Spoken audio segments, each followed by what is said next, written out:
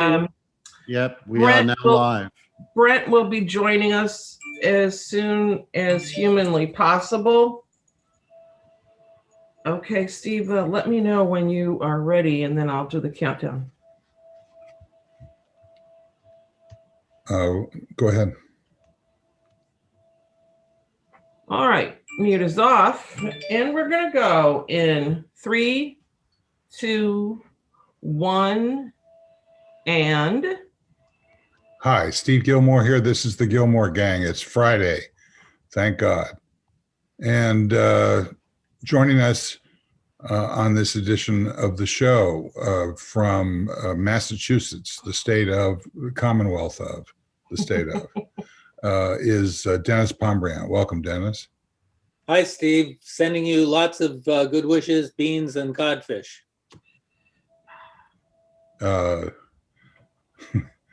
I hear groans from the director. It's probably technical, nothing to do with you. Who doesn't like beans? I love beans. I just don't get it at all. But that's just me, and that's just where I usually am. Okay, Keith's here. Welcome. I'm very happy to be here. Thank you. Excellent. So your crashing computer is resolved? It is. I think it's basically Apple sending messages to kill my computer, so I go and buy an M1. Yeah, I'm getting those messages too. They know who to target. But if it crashes again during the gang, I will reappear on a different device. Well, we'll see.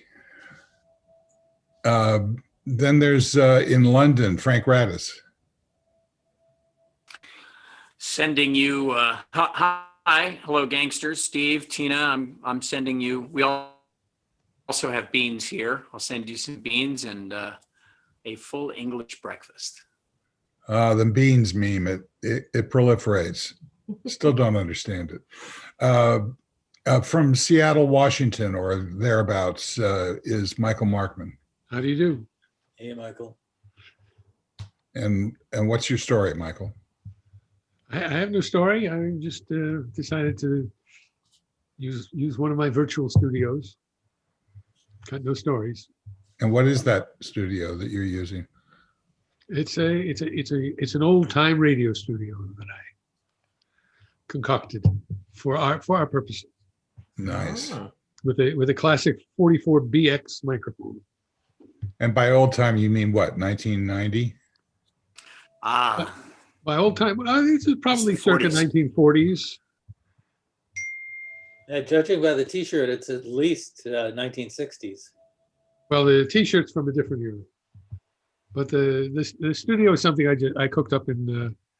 That's it's an ersatz studio. It doesn't exist. I just cooked it up for purposes of having a virtual background.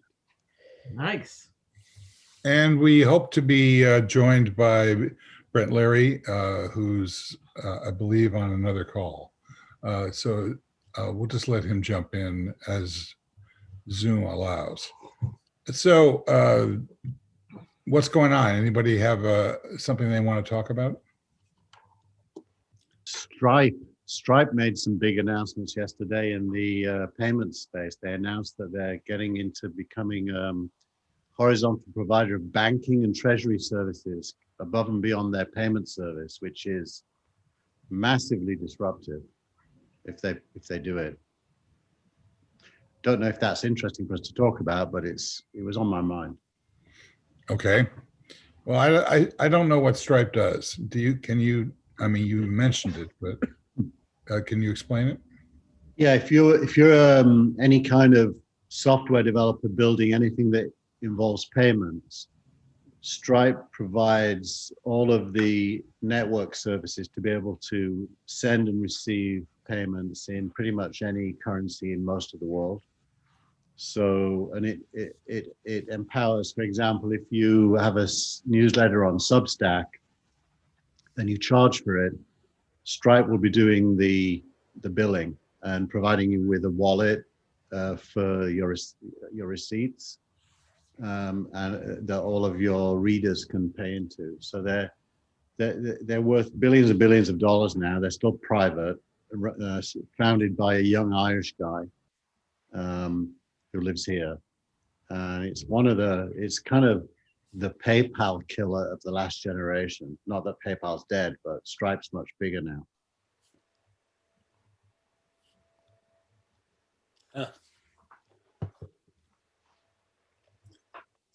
Look who's here.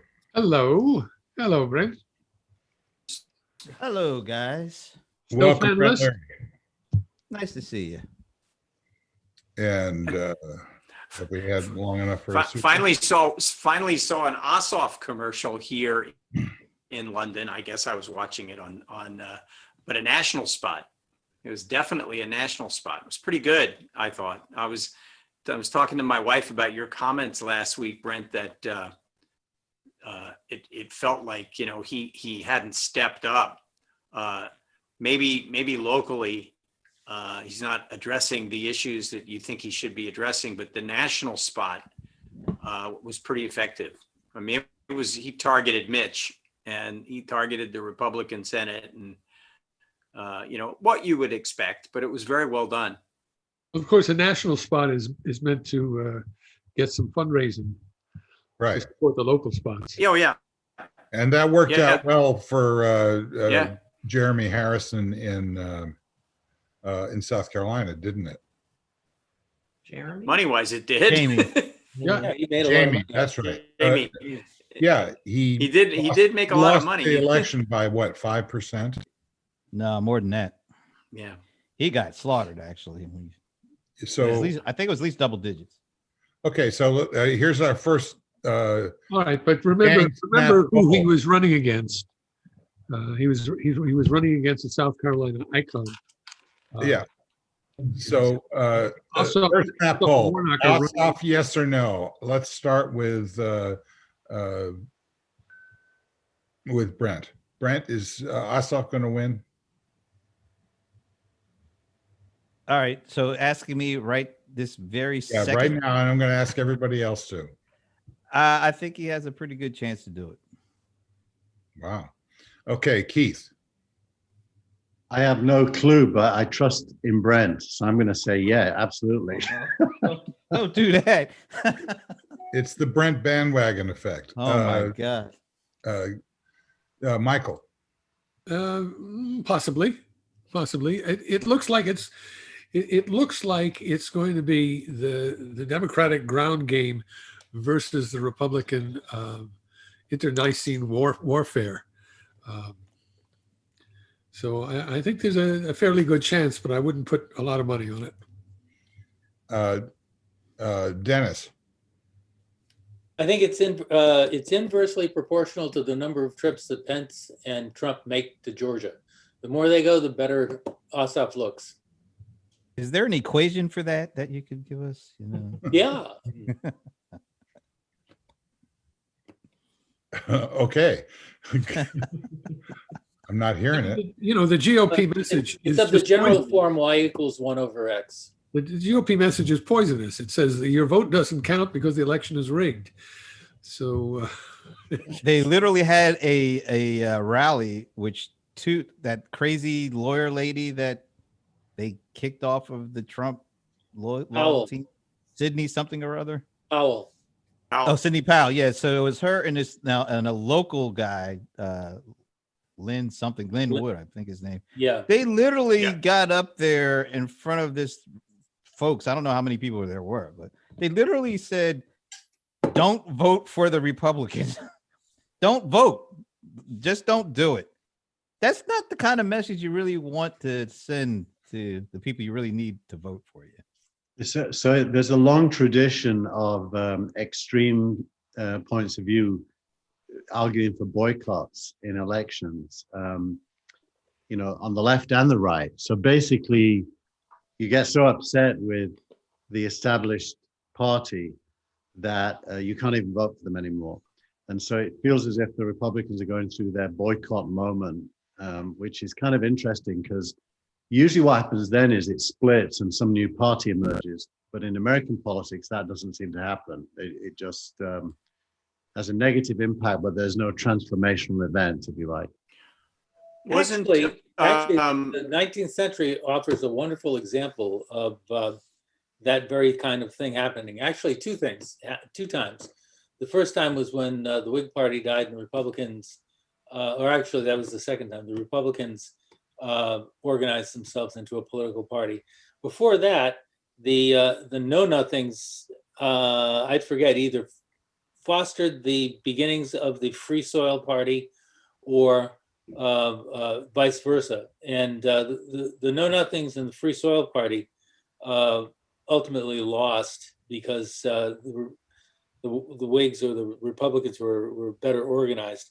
I see a lot of parallels to today with the Know-Nothings myself.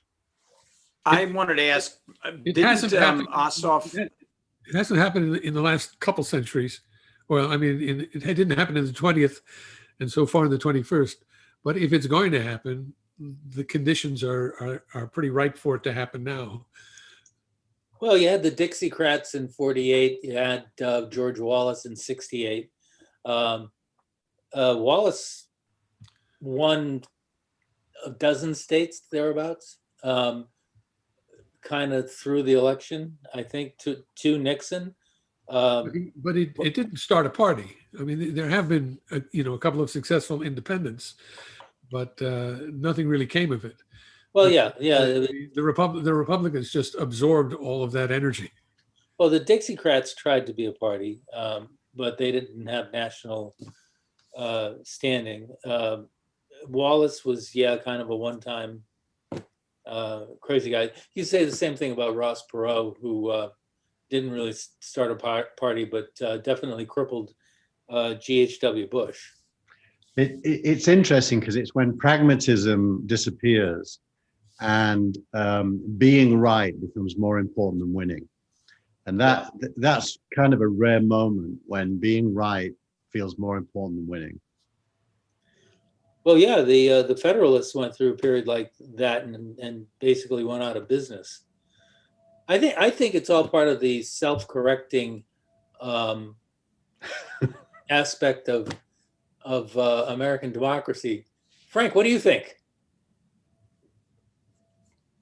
well, let me get right to it. I was, thank you. Yeah, you better Gosh, have I was sitting here better going, have a good answer, dude.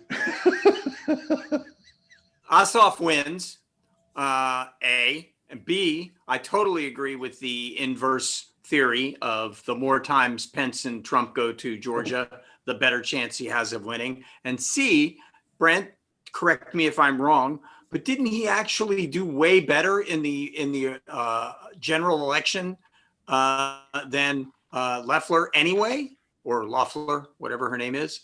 So Loeffler was a part of the special runoff to pick up. I forget Johnny Isakson retired early, and so that's to finish his term. And so there was like a cast of 20 or 30 people running for that. Right. Warnock was the guy that got the most votes. He's the Democrat, and then Loeffler and the guy that Trump really liked. I can't remember his name right now. He lost to, well, he came in third behind Loeffler, 32-29 or something like that. So it's Warnock versus Loeffler, and then it's Perdue versus Ossoff. Perdue actually did better than Trump did. He beat Ossoff by about 89,000 votes, whereas Trump lost by 13 or 14. So he actually did better, but I don't think he's going to do as good as he did, in the runoff. I feel there's so much press going out about Perdue right now and his financial shenanigans that I talked about last week, and we've talked about a couple of times. But it even looks worse now because they're attaching all sorts of other things that happened in committees that he was a part of with transactions that he made with his stockbroker. So I find that kind of interesting, and that it's building, and it's whether it's true or not. And it sounds like it is. It certainly seems damning. Let's put it like this: and he's gone into hiding. He's not. You don't hear him out there talking about this is totally false. He can't be found right now. That So tells you that something. can't help. And I also, the last thing I wanted to say is I really love the t-shirts that say "We're knocking on doors," and he's working his socks off. I love that. Well, the That's- poll wasn't about Warnock. I think Warnock will win. The question is about Ossoff. Yeah, So yeah. let's So, pretend. and that was my answer. Well, I can't Yeah. imagine anybody voting now that will split their ticket between Ossoff and Warnock. I think anyone who goes to vote for one of them is going to vote for both of them. Yeah, me too. I think so. Yeah, will their names be, right down the line under Democrat? You can get a ballot that does that. You can actually request a ballot that says I just want the Democratic stuff selected, and one that says Republicans. I always go with the independent, but you can get it. That's the drag along effect. The tugboat. That's what I was thinking. Yeah. Yeah. So So there you go. let's That's my answer. And thank you for asking, Dennis. I appreciate it. That's what I do. Yeah, and bring the cats out later, please. They're sleeping. I'll have to wake them up. So all what right. else you Okay. got, Frank? What else you got? Oh, I was gonna. Keith, wait, I was- Keith, let me interrupt you, Keith. Yeah. Okay, go ahead. Who, me or Keith? I was going to say, thank God for the this very quiet increase in Bitcoin right now. That's the first thing I have to say. The second thing I have to say is I'm really fascinated by, I so much want to talk about the virus and some questions I have about Kitty. The questions I have about the efficacy of the vaccine and what people think about it. We can get into that, but the one story that's got me really interested right now is the fact that Warner Brothers is going to release all of its movies simultaneously and in theaters for 2021. I think that's a really all the time. I actually think although people are saying this is just for 2021, I think this is a huge game changer and to make a tremendous difference in the entertainment world. And if you look at what's going on at all the networks right now and all the content creators from Disney to Comcast to Viacom, all of them, they are having massive layoffs right now, and they're completely restructuring in a way that puts all of their Bitcoin into huge play. And so that's the Something. answer your question, Keith. Yeah, although you're breaking up, Frank. Yeah. Yeah, I'm having bandwidth issues here, and it's part of I was mentioning earlier, there's a story in The Guardian the last couple of days that talks about the worst Wi-Fi in all of the UK is in London. Oh, cool. So the Warner Brothers thing, it's interesting that they announced they're going to release simultaneously, because if you think about it, what does it really mean? It means they're releasing in the home, because who's going to be going to the theater? So I think they're just saying the word simultaneous in the hope that there's a road back to the theater afterwards. But the reality is in 2021, it isn't going to be in the theater because no one's going to be going there. I was surprised, though, that that the release of the Croods movie did as well as it did last week in theaters. Although it wasn't, look, it's funny. The whole idea of ratings, but I'm offices. Yeah, we're definitely challenged. It's down, and so I just think that you wonder how many of these content creators also have ownership in theater groups, but they also have ownership in distribution groups. So, I think there's hedging of bets going on here for sure. But I actually think that the world of streaming is the, I don't want to say it's the next generation because it's already here, but I, I can see having an entire wall of a giant screen. I mean, 180-inch screen. That's with what I have that at home. I have a projector that's it's a short throw projector, and I have a white wall, and the projector creates a 150-inch screen on my wall with surround sound, and it literally is like I don't have a special movie room. It's just in my kitchen stroke living room stroke dining room open space. Going onto one wall, and literally, I don't know why I'd ever go to the theater unless it was for the popcorn. Well, aren't they just releasing so that they can qualify for the Oscars? Well, they would have qualified for the Oscars anyway when they released in movie theaters, more so than like a Netflix, which has to release in a movie theater in order to qualify for the Oscars. I think that what's going to happen is there will be a change in the rules for the Oscars, and that's going to create some kind of a give and take with the Emmys at some point. And I guarantee you that that's going to happen down the road. Well, the other big, and I was I going to say, would not be surprised. Go ahead.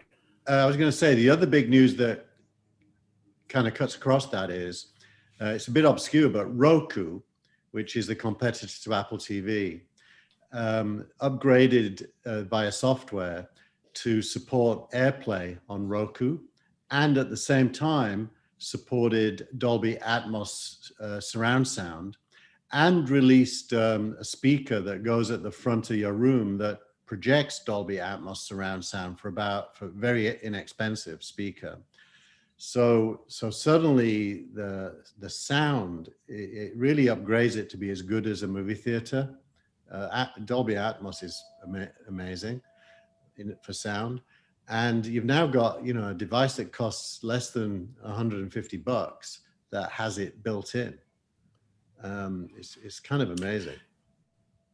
And, the other thing I found interesting was today, and I haven't checked this out, but it certainly reads this way. Mulan, which is a Disney movie, which when it first came out, Disney charged, I think, $30 for subscribers to watch it. Yeah. I got a notification today that Mulan is available to all subscribers of Disney. So But that was the original plan. I actually think, yeah. That's nothing new. But I think when they announced the pay-per-view, they said at that time that they would put it later on Disney Plus for streaming. Well, no, it was already on Disney Plus as an additional pay. Yes, what I'm saying is that when they made the original release, it was announced at that time that that was a limited, if you wanted to see it early, but that it would be available with everything else that's on Disney Plus.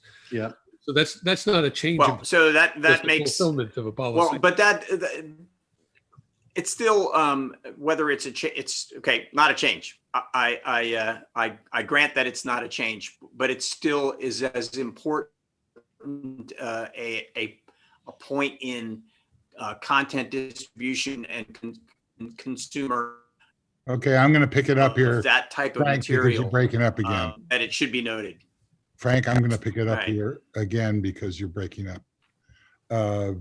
This is a hugely important moment to Frank's original point because it is the same kind of thing that's going on across politics, tech, and the media, which is everybody is now realizing that when we get back to normal, it's going to look a lot like what's happening right now.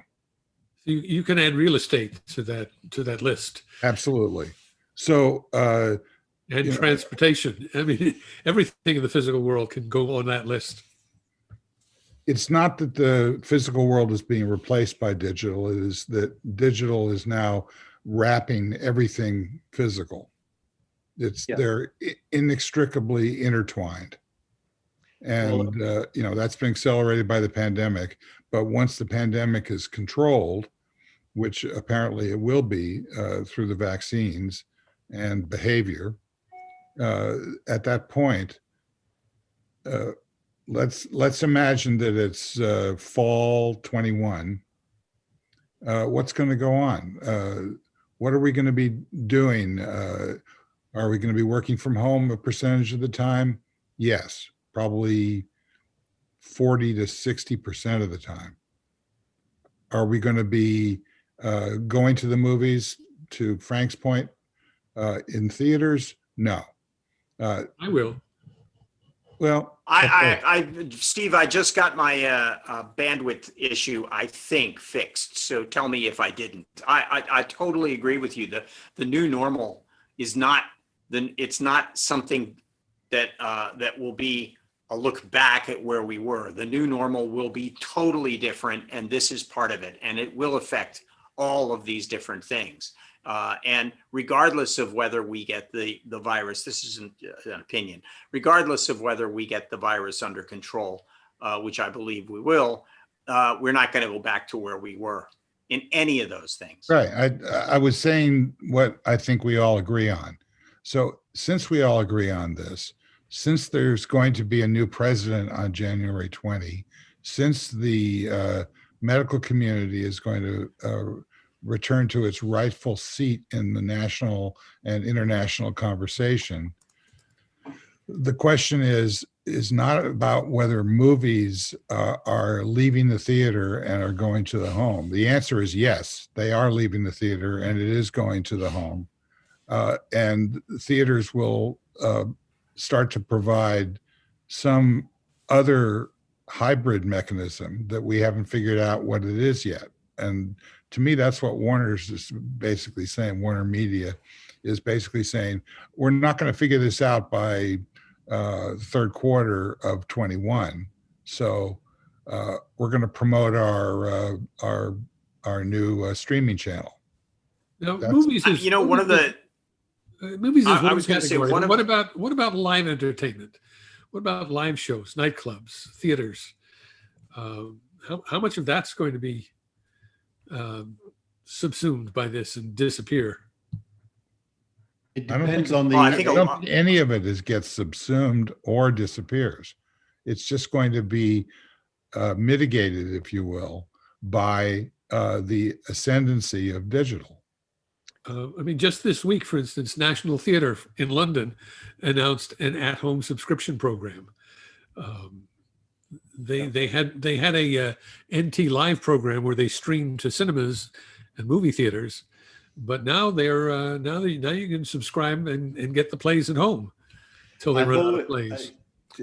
and Ronnie Scott's, which is, I was going to say Ronnie Scott's, which is one of the pretty well-known venues for jazz and live music in London, is also doing that, which I think is very important. And I think that that you're going to see a lot fewer of those live venues and more of those live venues that are still around, adding more digital to it, because I don't think that they're going to, I think they'll charge more money for people to come in and fewer people will go in and congregate, I believe. And that they will start to use it at home in a digital fashion and invite their bubble into their house to watch it the way Keith is watching on his projected screen. I think that's the direction that we're headed in. That's. But one of the other things, sorry, Keith, the other thing I wanted to mention was that the first of the redundancies that Warner Brothers made was to eliminate a majority of its very high-ranking marketing people in the promotion groups in film and television, as they were bringing together film and television into this streaming thing. So, if you look at what the cost of creating content is and distributing content, marketing of it sometimes or often is 50% of the entire budget of the release of that content. So when you start to move those people around, you're signaling that there's a big change, not only that's coming, but it's already happened. Yes.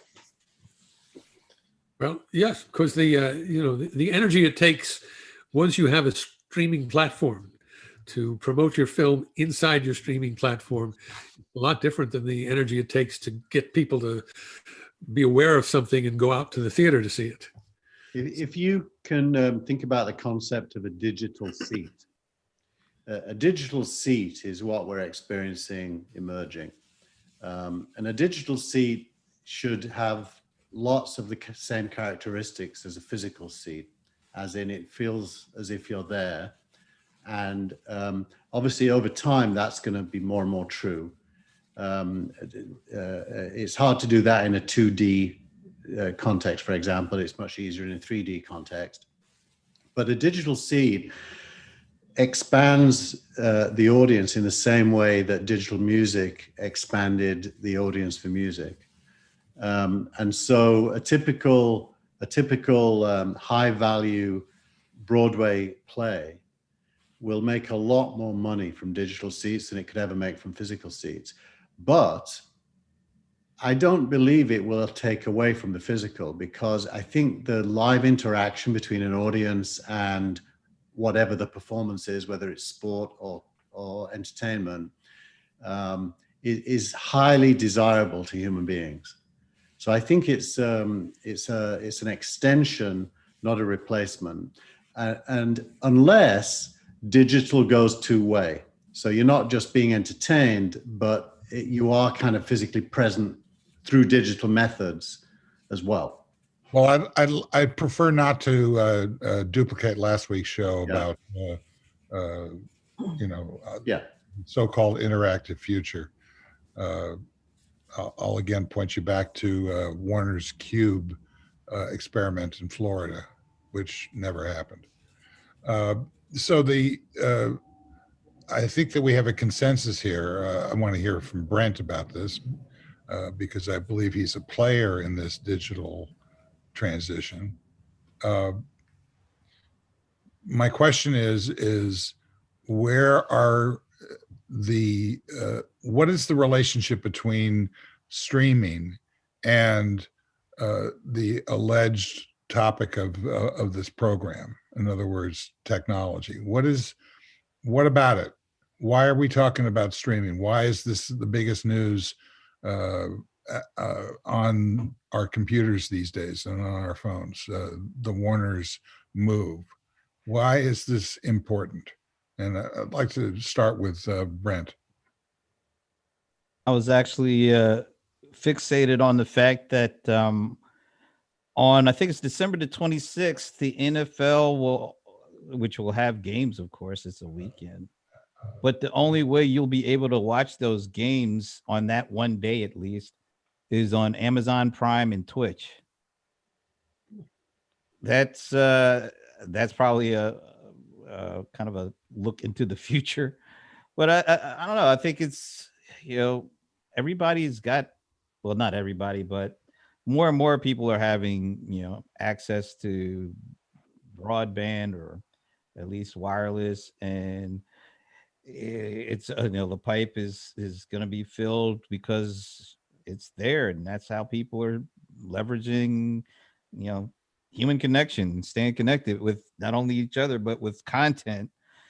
And it just seems like it's an unstoppable force. It's a trend that's accelerated because of the pandemic, and once you start heading down the track in that direction with gaining steam, it's a wrap. So I think it's inevitable. We're all going to be streaming more and more of the stuff. I guess it's just easier to leverage broadband than it is to leverage some of the traditional infrastructure we had, and it's better. It allows us to do more. And I think maybe the thing that I take away from some of this conversation is there's absolutely no way you can replicate the physical experience of an event. Now, we were talking about, not to dwell or anything, but Dreamforce had an event that had 170,000 people. It took over a whole city for a week. You could immerse yourself in that thing, and you did. I did. It's hard to do that virtually. But you don't really have to do that virtually because you could do other things virtually, and it could make it just as engaging in certain ways. I mean, we did a watch party. I mean, the thing about doing a watch party for an event, and even Frank's doing that with this, it makes the event more than just a spectator sport. It makes that event something that people actually feel like they can participate in. I mean, we had over almost 800 comments flowing in watching, the Dreamforce keynote. And that, I mean, it wasn't just 800 comments, it was conversations stacked in conversations, and it was levels of conversations, but it was all driven by that event. And that event, they couldn't control what was going on. The event kind of became a communal thing that anybody can make what they wanted out of it because of the ability to simultaneously stream that event into another event, and then have people comment on that event, and then you could broadcast comments on that event, and we could bring spectators in on screen to comment on that event. So there's a lot of levels and a lot of things that we're able to do because the tools are there to experiment and try these things. And the more people that do that, the more different things happen and can happen. And I think the genie is kind of out of the bag on that one. You mean the cat's out of the bottle? Yes, Well, exactly. The cat's over with Dennis. Oh, Yeah. I think that it starts with one basic thing. And that is that the cable itself is dead. First of all, I'll talk about broadcast in a second, but the cable itself is dead. The cost of buying the cable came as part of buying the broadband. So if you were an original signer, signed up to buy Time Warner Cable or something like it, Comcast, you bought the cable to watch your television on, and you bought the wireless and Wi-Fi so that you could do stuff with your computer at home. Now you don't need the cable. So why spend the money on it? Immediately, boom, cable's gone. That's why the numbers have gone down. That's first of all. And second of all, is that the broadband as a content distribution system offers the same two things that are the entertainment industry's bread and butter, and that is a subscription model or a subscription model or an advertiser model, or in the case of things like Hulu and Hulu Plus, both. So they're both being done on the Wi-Fi. So continually seeing that sort of downturn in the cable model starting to actually go away. Second of all, in terms of broadcast, so international or national broadcasters, there is no international broadcast. International broadcast is being done over Wi-Fi, and you're only going to get it if you have a VPN overseas or you're using a Slingbox. Yeah. But the fact is, in terms of broadcast, where it had been successful was in the local markets, because local markets are losing their newspapers. So where are people getting their local news? They're getting it from the local television station, but the local television station is now starting to lose its antennas, and they're starting to go towards broadband. So it's another nail in that coffin. Nail in the coffin on the one hand, but it just makes the whole idea of broadband such a more incredibly valuable asset. And so I think those are the kinds of things I think that have put us in this situation right now. Not completely ignoring, I was going to say to Brent, but you brought it up about, where does sports fit into all of this? Because it is a live thing, but we did talk about that last week. And I think that, sports plays out in almost the same way as entertainment plays out. I think they're in the same category. And then you can layer news on top of that. There's another layer to this equation, which has to do with on-demand stored programming versus scheduled programming. With sports, scheduled programming rules, but with everything else, people are no longer required to tune in at 8 o'clock on Thursday night. They can tune in whenever they damn please and get it on demand. I mean, that's a huge revolution to the way we used to think about television, and the way we now think about video entertainment. It's all on our schedule, except for certain events. And you don't see promos in the digital world the way you saw them in the linear world. You don't see hey, watch the comedies on Thursday night on NBC. You don't see that. Actually, you see far fewer promos on the digital channels than you ever saw on the non-digital channels, because it was important for them to. For the most part, I think my experience is every on-demand digital stream starts with a promo. But when you tune in one show, they will give you 30 seconds about some other show that you might be wanting to watch. And then at the end, the old game of the programming executive was to try and manage audience flow from one show to another, so that if you watch the 8 o'clock show, you'd watch the 8:30 show and so on. Now that's all being done algorithmically. So when a program ends, another program will begin. It's either going to be an episode in that series, or it's going to be related content. So the old game of managing audience flow still exists. It's just carried out by another means. Yeah, but absolutely right. So what's really, if you go back to Steve's question, what's really happening here is the operating system for human life is being reinvented. The things you do and how you do them.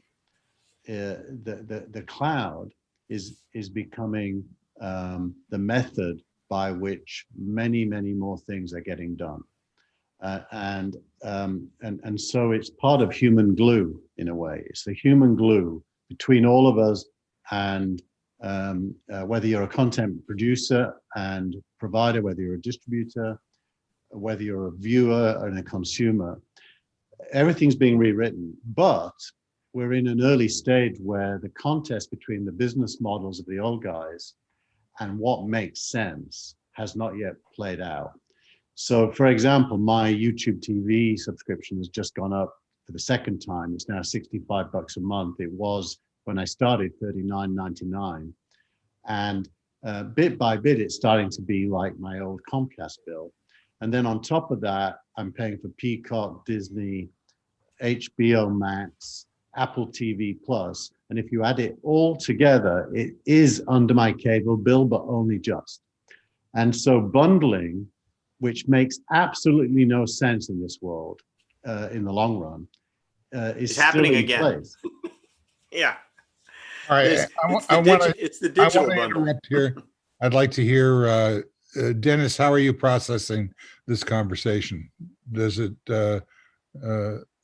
make any difference to you? I mean, you're not subscribing to multiple cable streaming networks, are you? Well, I think I'm processing it pretty well. This is one of those things that affects me, but I have people for running my TV, my entertainment. I just offload it to them.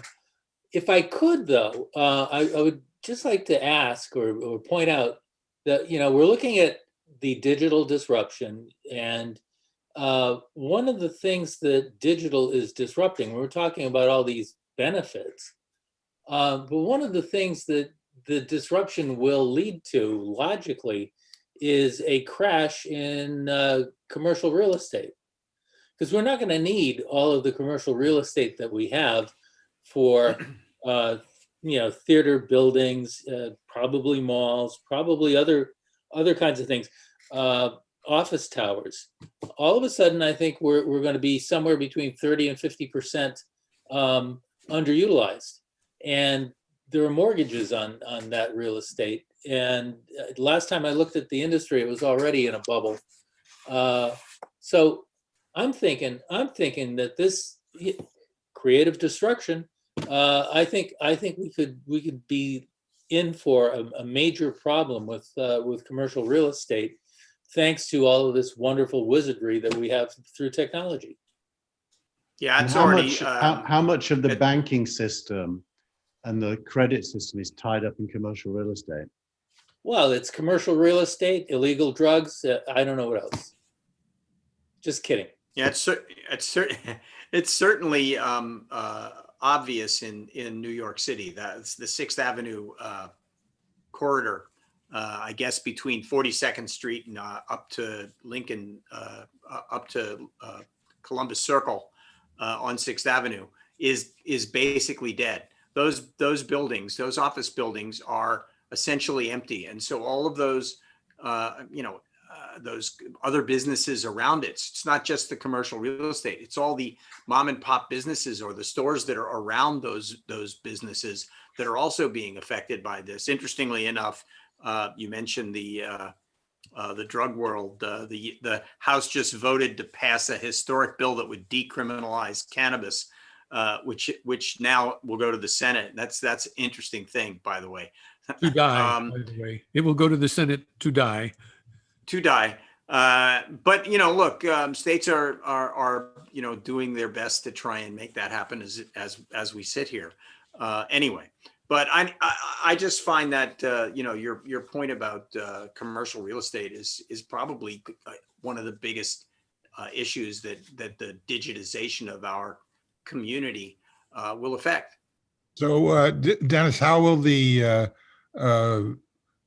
buildings be reused?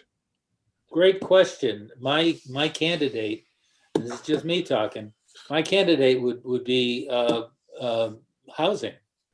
And I think, people have always wanted to be in cities for the culture. And, whether you can get a movie online isn't going to change the fact that now and then you want to go out for live music or live theater or restaurants and stuff. I think a lot of real estate close to the hubs is going to get turned into housing, and it's going to be at a premium. And we're going to see the advent, if the CDC has its way, of buttons that indicate that you've had the vaccine. And perhaps these nightclubs of the near future will have that button, kind of like Intel Inside over the front door.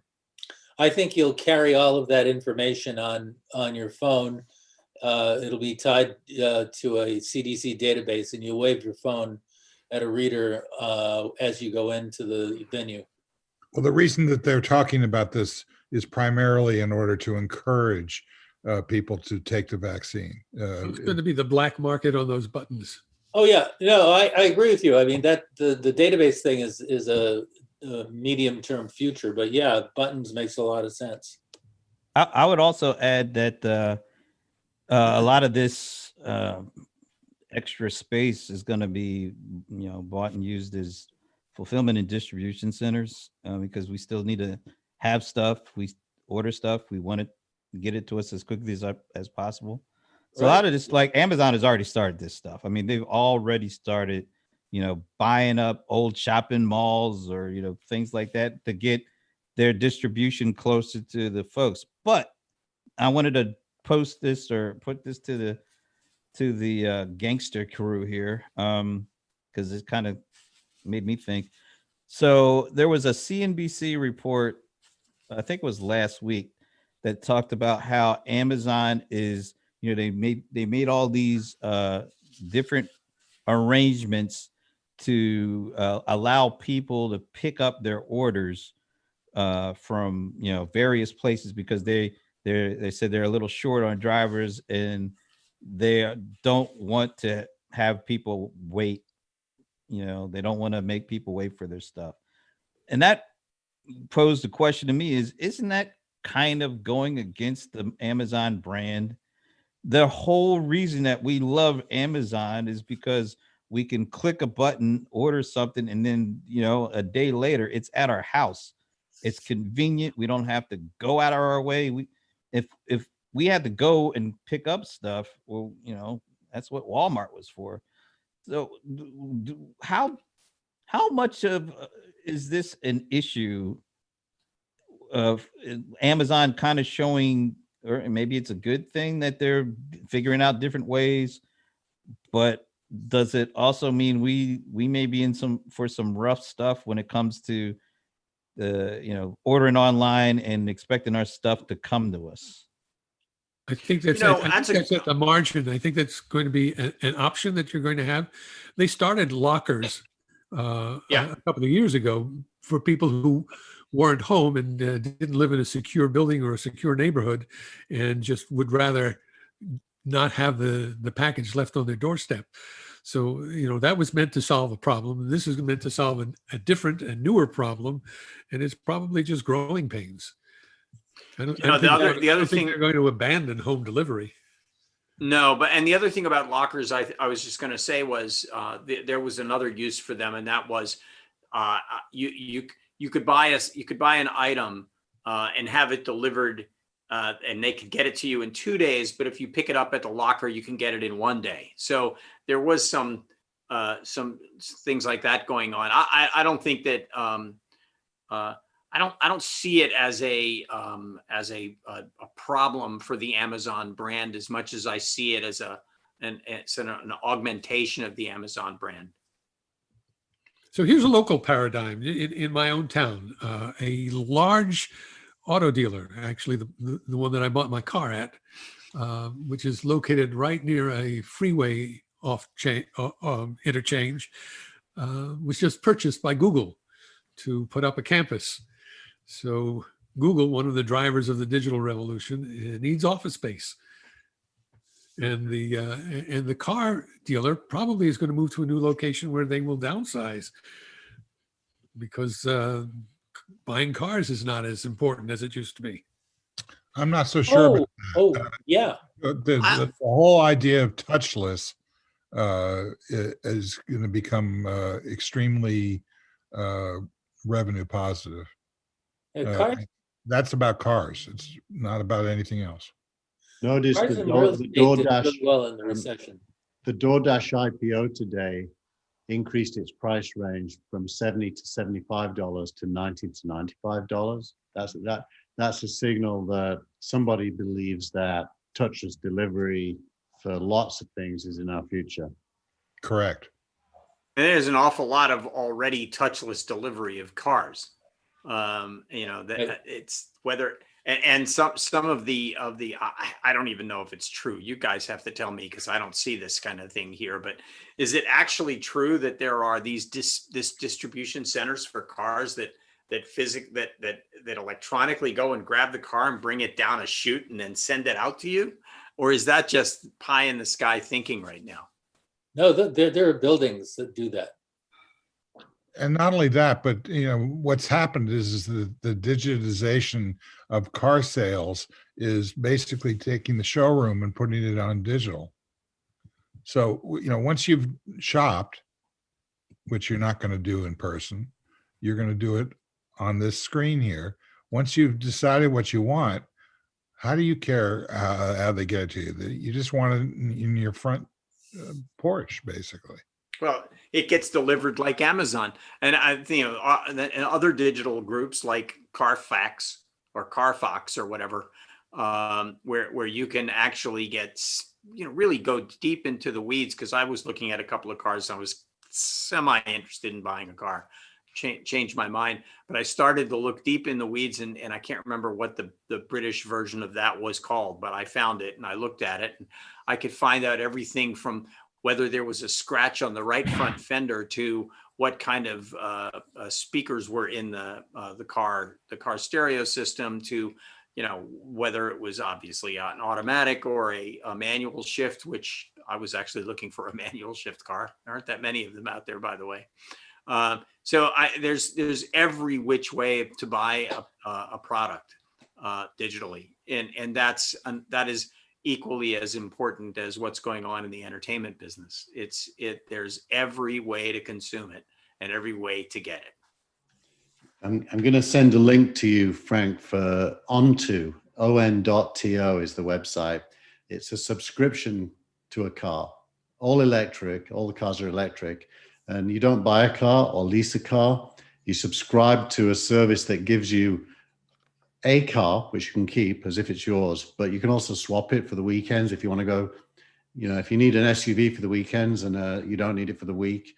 It's I think that's the future. It's not ownership, Oh. it's subscription.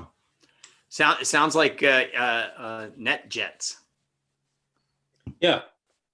Software, I'm sorry, driving as a service. Driving as a service and cars as a service as well. The actual physical car as a service, and then later driving as a service. Well, I mean, Yes, that's what's driving as a happening. service. I was behind a Tesla on the highway the other day, and had a bumper sticker saying, "I'm probably not driving." Well, what's happened for me, I have not got the new iPhone yet because I'm lusting after the M1 MacBook Air or Pro. I can't decide. But what I really am waiting for is a subscription service for the MacBook Air. Well, Right. and Apple's halfway there. They've got. I almost did it this time. Instead of buying my phone, I almost did their subscription plan to a new phone every year.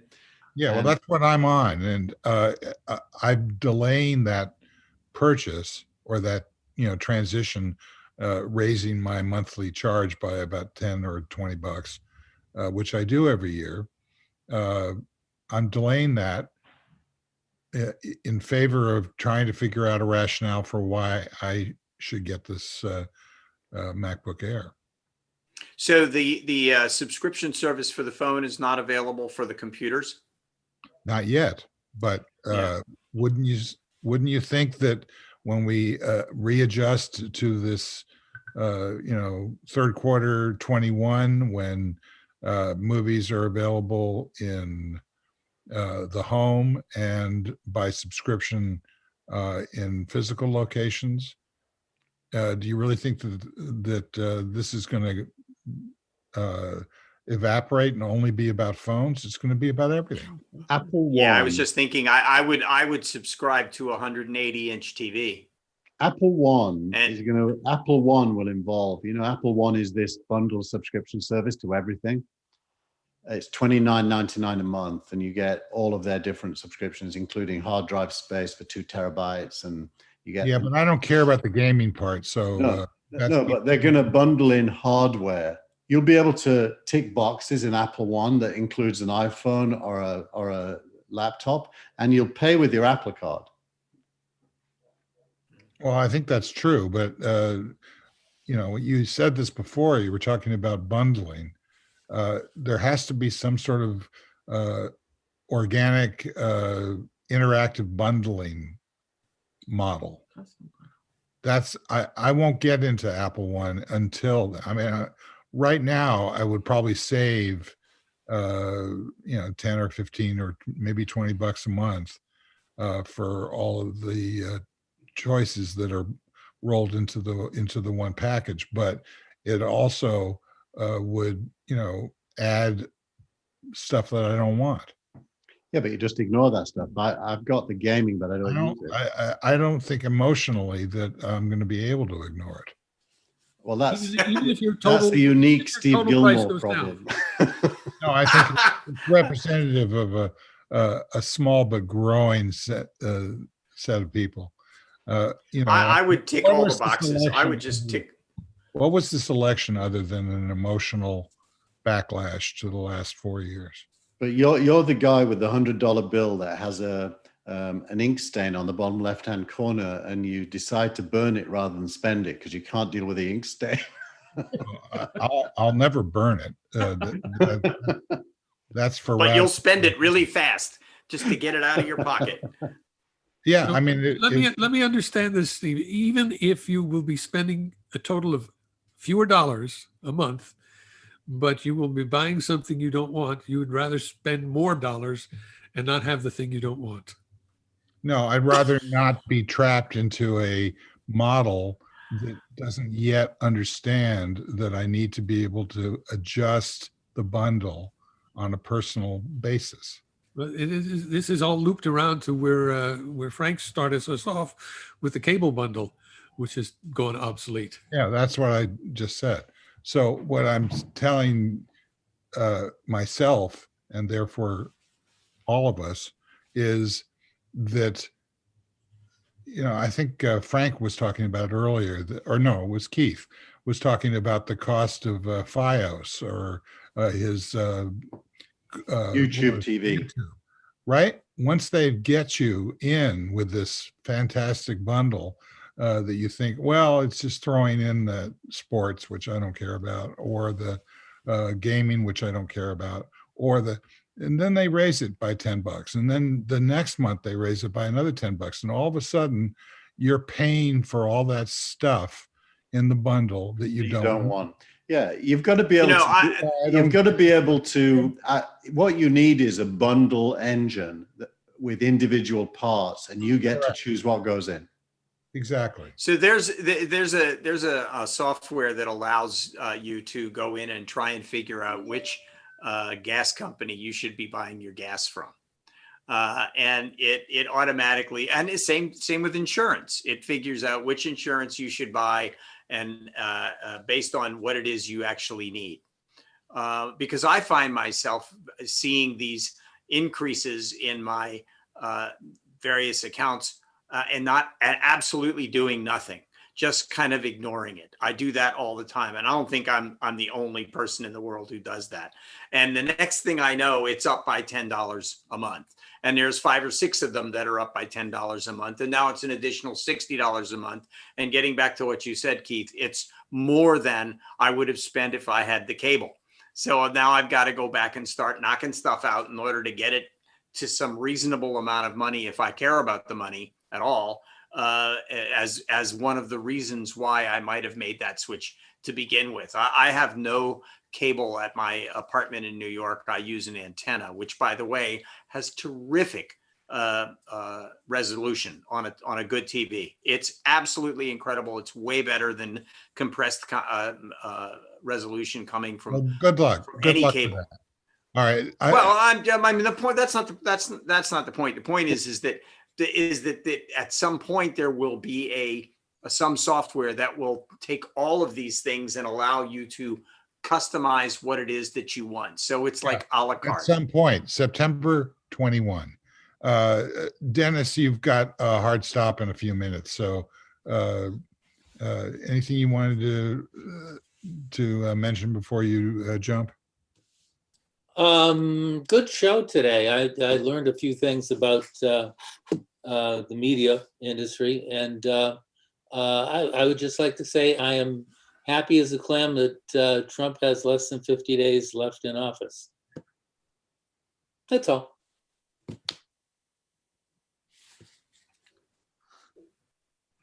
Okay. I'm just luxuriating in the fact that we don't have to worry about this clown much longer. I know. Is the connection that slow? I mean, it seems like it took a while. No, it's broadband. It's accommodating a lot of people. Broadhead. I see. Okay, well, I guess I'm going to take off. It was good to see you all, and look forward to seeing you next week. I like the new start time. Bye, Dennis. Dennis. Have a good weekend. Bye. See ya. Bye, Dennis. You know, the new start time just means that the end time doesn't change. It just lasts longer. Yeah, here we are. We're actually 3 minutes away from the same end time that we would have been if we hadn't gone over the old start time. Well, but look who's on the screen there, Brent. Woo! Yeah. Yeah, I'm not the first one to leave. I feel different. Yeah. Do you have a show to do coming up here in moments, Brent? No, we're actually on hiatus until the beginning of next year, 2021. Why is your room red? Oh, why? Actually, I was going for more orange. That was from a previous show I had to do earlier today. Oh, it's leftover for our show. Is that lighting or is that digital? We'll take what we can get. Oh no, it's lighting. It's the old RGB. Why was it Like orange? Ruth Gator Binsberg.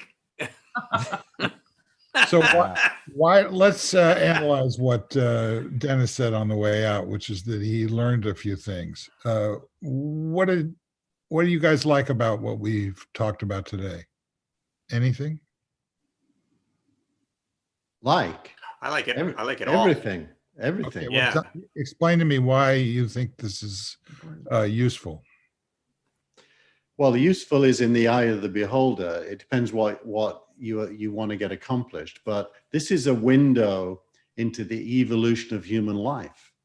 And we're putting our finger on the pulse of signals that indicate what the future is going to look like. Some of them we didn't dive into, like the Bitcoin stuff or the Stripe stuff. But this is the signals that represent the future being discussed in real time and appraised to the extent to which they're significant and what the possible timeline is. It's all fascinating.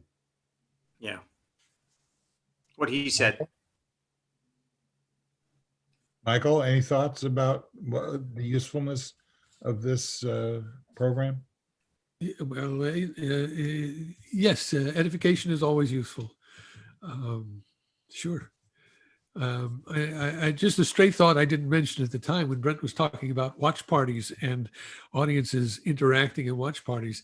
That's a model that Twitch is, a year and a half ahead of most other places about. They built their whole service on that, on people watching and commenting and interacting. It's a new style of audience that we're all catching up with. So go get a Twitch account and just see the future. But it seems a little bit opaque to me right now. I recognize that this will basically all roll into a common kind of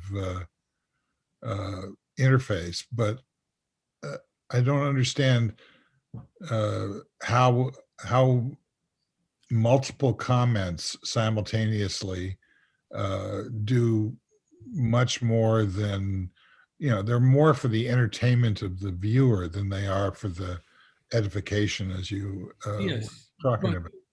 But part of an audience reaction is being in contact with the other members of the audience.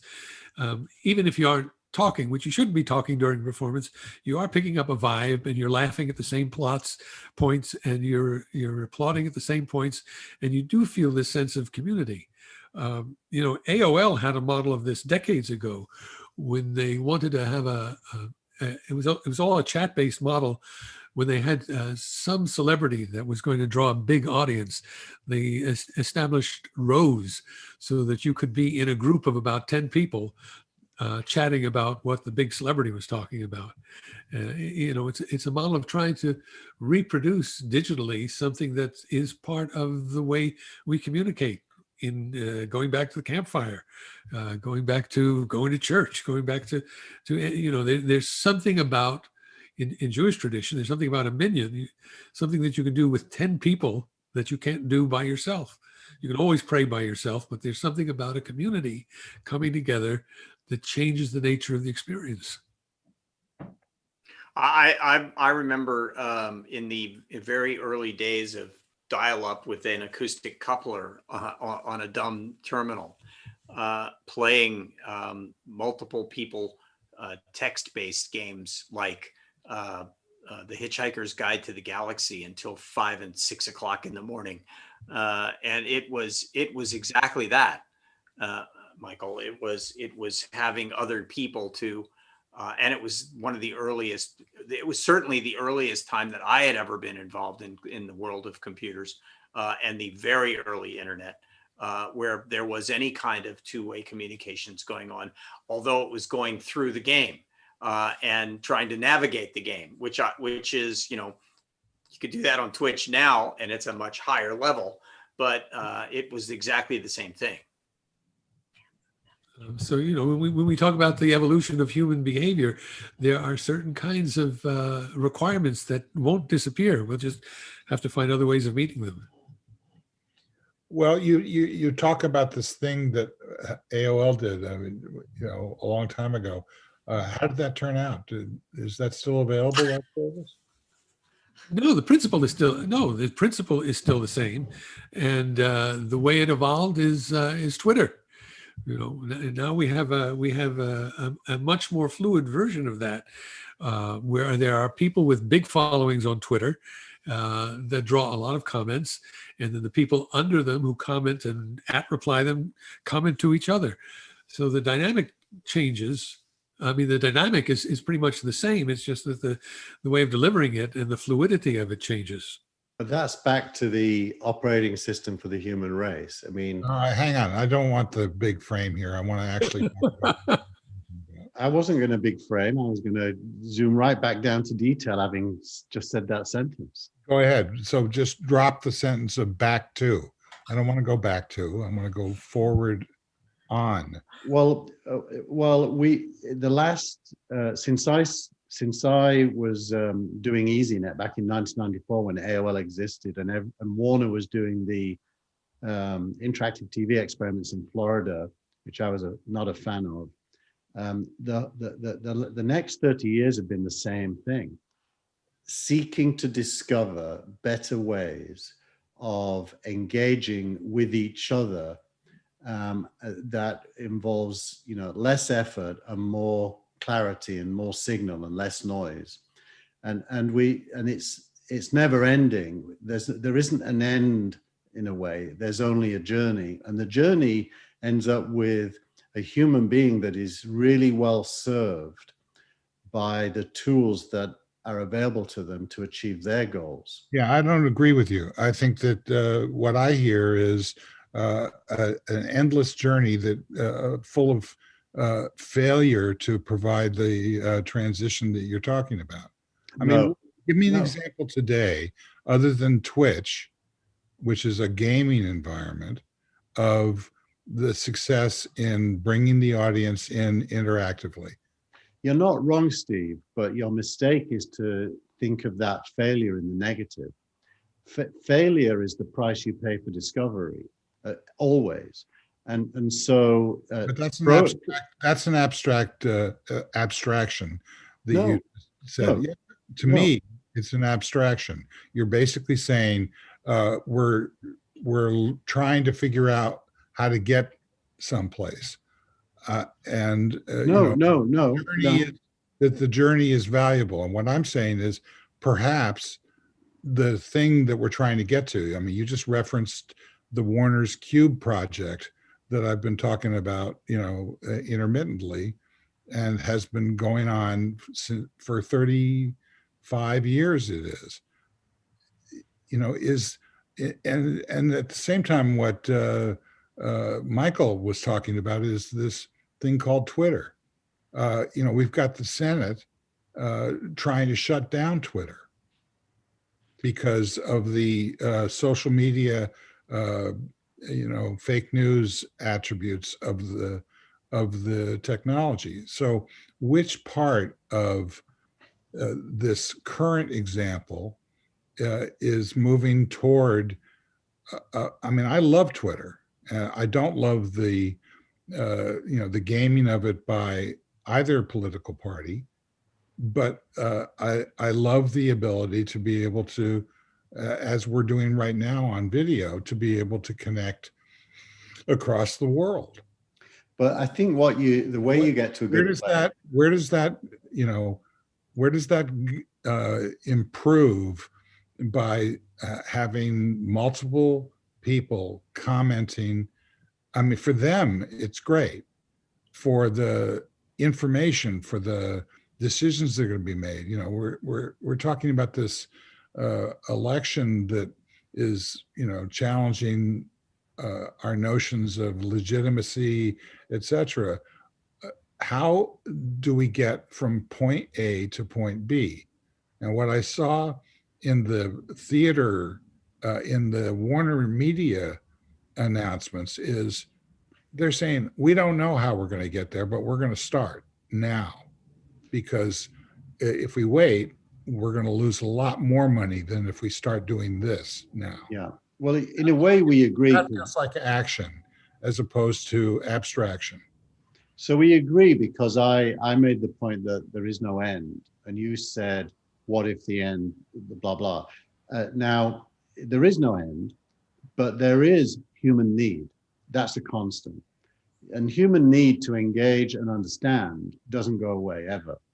So all we're really doing is reinventing ways to engage and understand.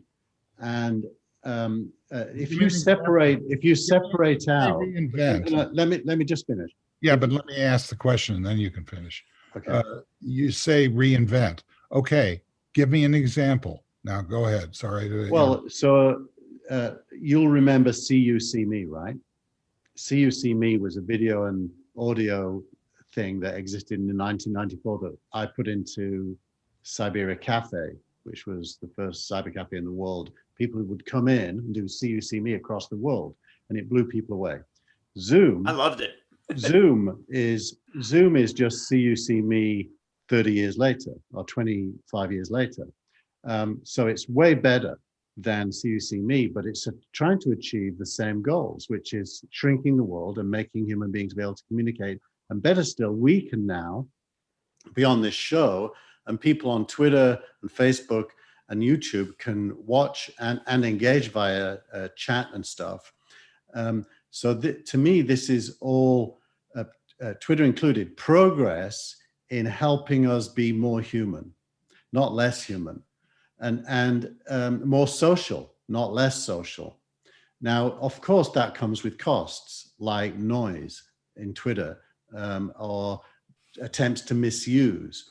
But you've got to separate the core progress from the misuse and be able to measure them both independently of each other.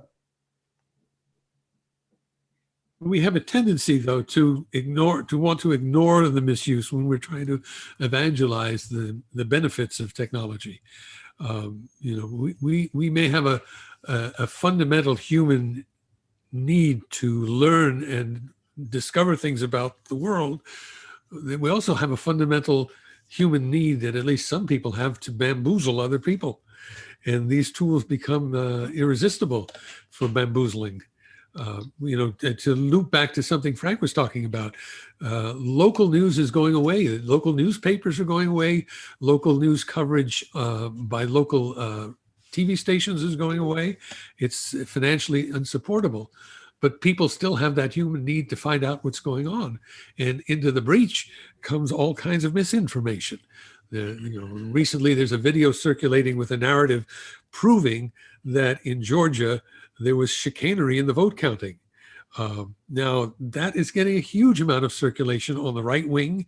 It's pulling in people who are prone to adopt conspiracy views.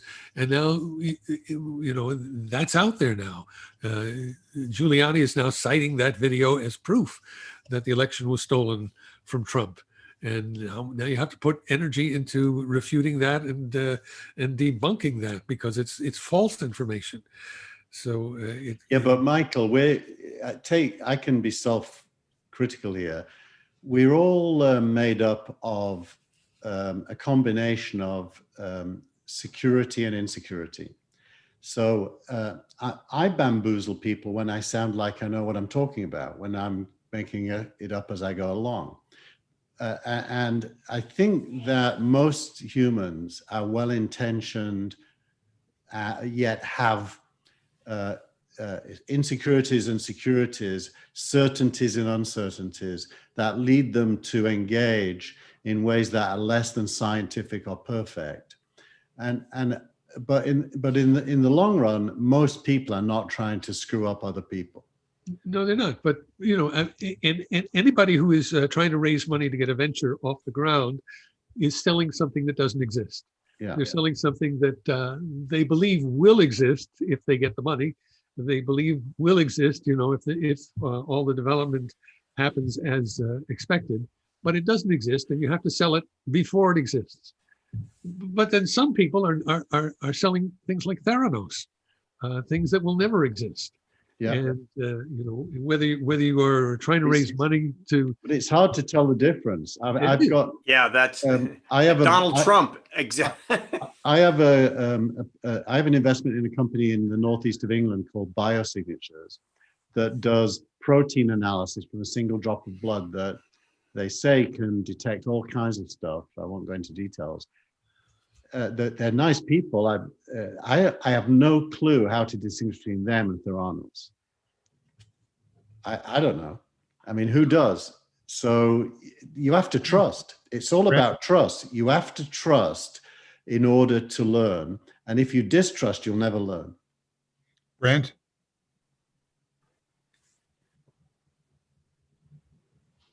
You know,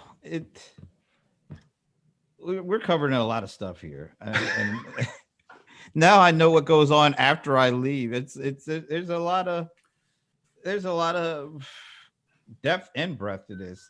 I think for me personally, for our show, I think it's great when we cover one or two things deeply and be able to really sink our teeth into it. We're stretching all over the place at this point. And that's kind of stretched my the limits of what I can add intelligently, if I can ever add anything intelligently to the conversation. So I enjoyed the first hour was really great. Maybe that's my attention span limit, but that was some cool stuff, because we went into some areas a little wider and a little deeper than we usually do, and we stayed away from some areas a lot more than we usually do, and I think that's good.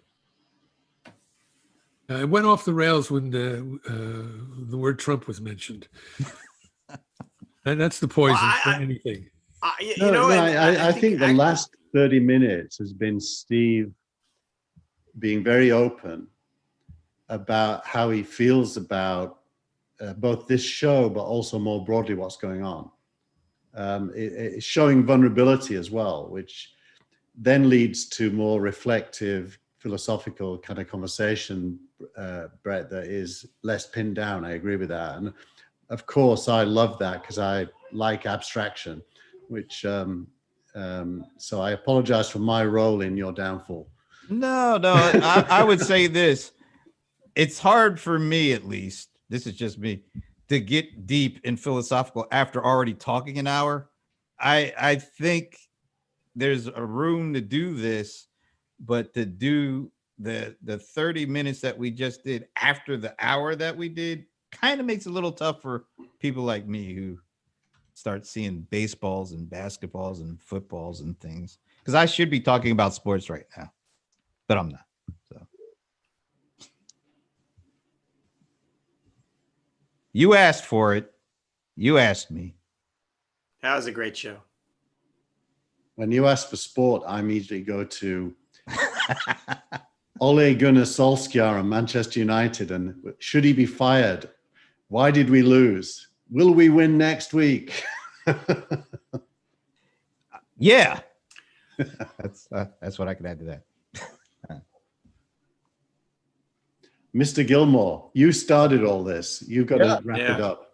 I'm responsible for all of the good stuff and all of the bad stuff. There's no bad stuff. There's absolutely no bad stuff. You just, you know what the word is, and you did that all over. Oh, come on. 30 minutes. Give me a break. Don't kid a kidder.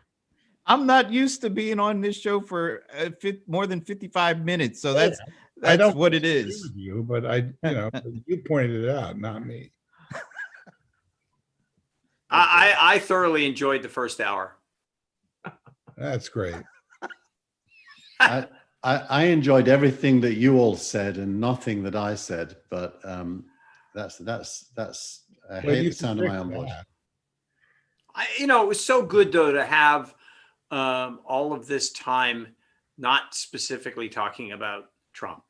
I really felt good about that. Even if we had gone down the road of the virus, we would have been forced to talk about Trump. And I feel like, a great weight has been lifted off of our shoulders. On the other hand, not yet. No, not yet. On the other hand, and I'd like to talk about this maybe next week. what is the future of Trump? What is going to happen to him? Where is he going to live? What's going to happen to the family? And I think that there's a lot of stuff that's interesting to be talked about. That's sort of post the 20th. And but I've thoroughly enjoyed the fact that we were able to do at least more than 60 minutes of this show without having to talk about him. But Frank, tell us though, you're in the UK and we hear that the vaccine is going to be available to UK residents like within a week or so. Yeah, right away. It's here. It's actually already here in the UK. What's your understanding of the hierarchy of how it's going to be distributed, and where are you in that? So it's care home. It's people over 85, people living in care homes, and the workers in those care homes. So the doctors and the nurses and those they'll be first. And then in the second tier, it'll actually be the frontline workers and people 75 years old and up. And in the third tier, it'll be people, as I'm doing this from memory, but in the third tier, it's people 70 years old and up. And then there's this large group of people between 13 and 65, which is I guess the fifth tier of that. And that actually next week, there's great expectation that the inoculations in the care homes will actually begin next week. I don't know how long it will take for it to filter down to me at the third level, but it's really encouraging. On the other hand, there's also been a decided drop in the cases. But I think we're probably going to see that spike again because of Thanksgiving, and I don't think those numbers have come in yet. I think America's going to be feeling that exact same problem. But in terms of the vaccine, it's encouraging. It's here in the UK now. We know it was delivered.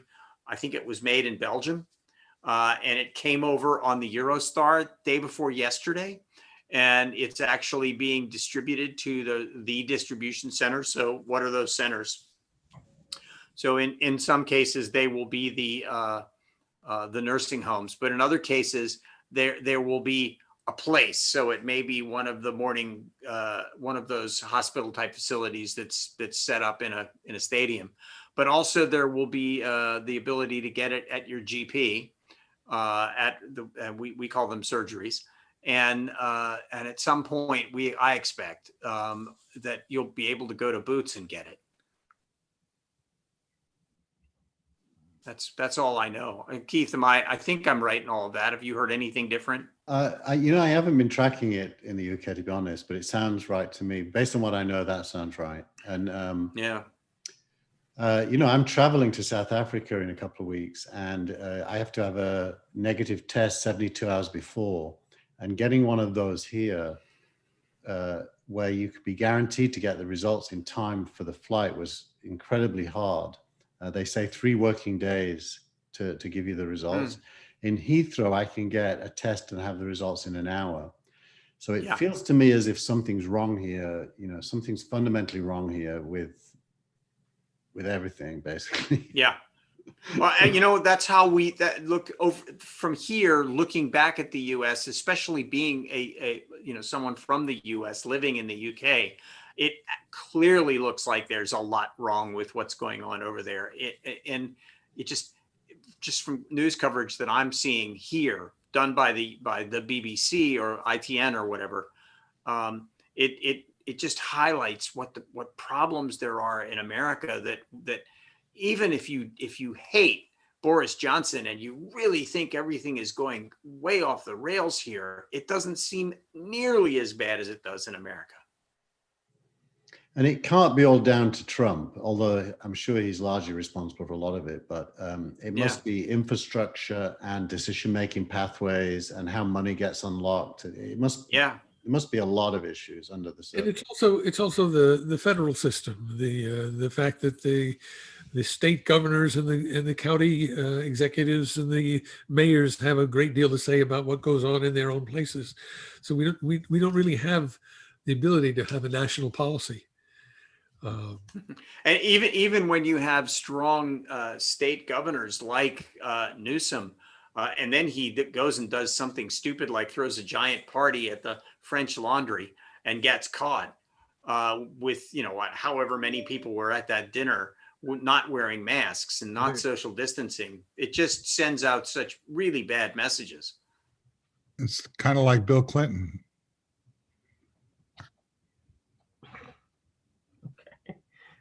I'm too slow for that, Steve. You got to explain Yeah, that. no, I'm not gonna say anything else. All right. I want to thank our producer and director, Tina Chase Gilmore. Thank you. Thank you. I want to Love your thank show. Brent Leary for sticking around past his bedtime, and maybe what we'll do is we'll find an edit point to drop somewhere around the 60-minute mark. So maybe you can help us with that, Brent. Oh, keep it. What? Keep it. They did it. We did it. So Just put a super saying the rest of the show is a little bit Under not to protest. Not to Brent's All- liking. All No. over the place. No, Hey, did the public last health. show get? Public Did you health release warning. the last? Did you release the last show? Yeah. It's No, I agree with everything Brent said. And God. I want to quantify it with an edit point. Thank you very much. I want to thank Michael Markman. Thank you, sir. Thank you all. Hey, Google, stop. I want to thank Keith Tier. I hope I deserve the thanks. Yeah, you always do.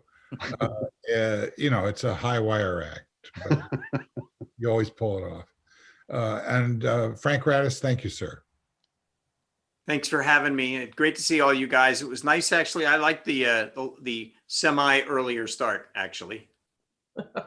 Yeah, I don't think that we actually started early. I think we were later than our usual start time that we. But I was sitting here waiting, so Oh, saw I you. felt I like, just didn't admit you yeah. into the. It was the thought that counts. green room. yeah. And Brent Leary, thank you, sir. And we'll take advantage of, you know, your hiatus for your sports show. You know, somewhere Whenever we can. 54 minutes and endless reductive conversation is the sweet spot, and we'll try and find it. Thanks to everybody who showed up, and especially those who didn't. We'll see you again next time. Bye-bye. Later. Bye-bye. Ciao, mate.